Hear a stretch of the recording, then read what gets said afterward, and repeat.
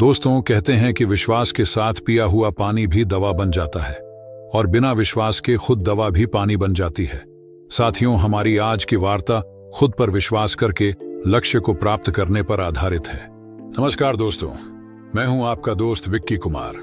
तो चलिए बिना देरी किए हुए आपको लिए चलते हैं और एक प्रेरणादायक सफर की ओर।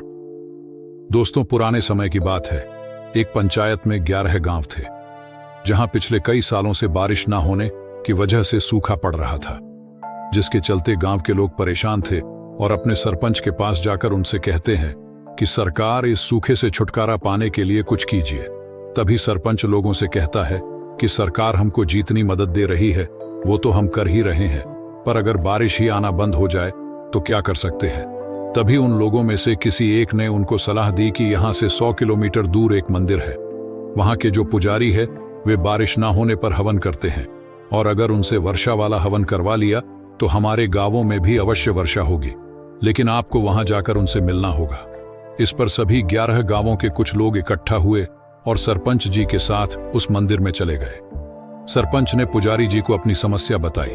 तभी पंडित जी ने हवन का मुहूर्त निकाला और उन्हें बताया कि 11 गांवों में से एक गांव का एक आदमी मेरे यहाँ हवन में साथ बैठेगा।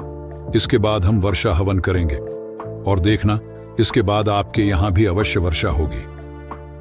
अब सभी गांव के लोग हवन के समय मुहूर्त पर पहुंच गए और हवन करने पंडित जी के साथ बैठ गए।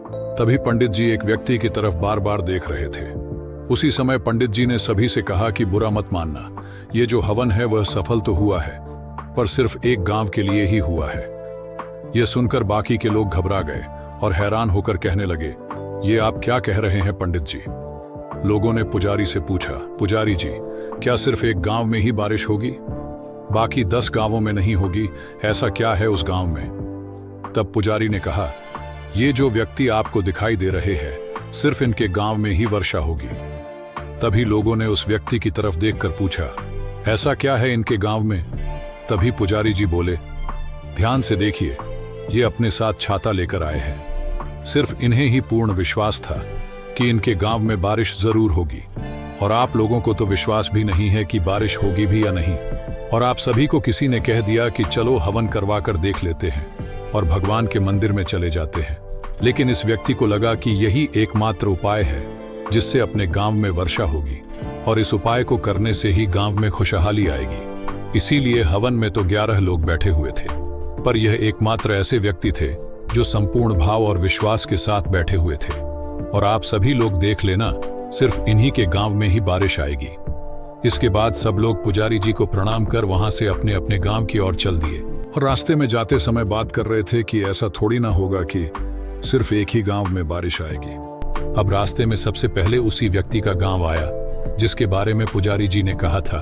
अब 10 के 10 लोग अपने अपने गांव चले गए, और ठीक कुछ दिनों बाद सिर्फ उस व्यक्ति के गांव में बारिश आई जिसके बारे में बताया गया था। क्योंकि दोस्तों, हमारे शास्त्रों में कहा गया है कि प्रार्थना से परिस्थिति नहीं बदल सकती, लेकिन चरित्र जरूर बदल जाता है, और जब चरित्र बदल जाता है तो परिस्थिति अपने आप ही बदल जाती है। दोस्तों, कहानी का निष्कर्ष यही है कि विश्वास करने मात्र में ही इतनी ताकत होती है कि उसके बाद तमाम चीजें आपकी ओर मुड़ने लगती है। ऐसा इसलिए होता है क्योंकि हम ब्रह्मांड में एक ऐसी वाइब्रेशन भेजते हैं जिसका रिफ्लेक्शन हमें पॉजिटिव ही मिलता है।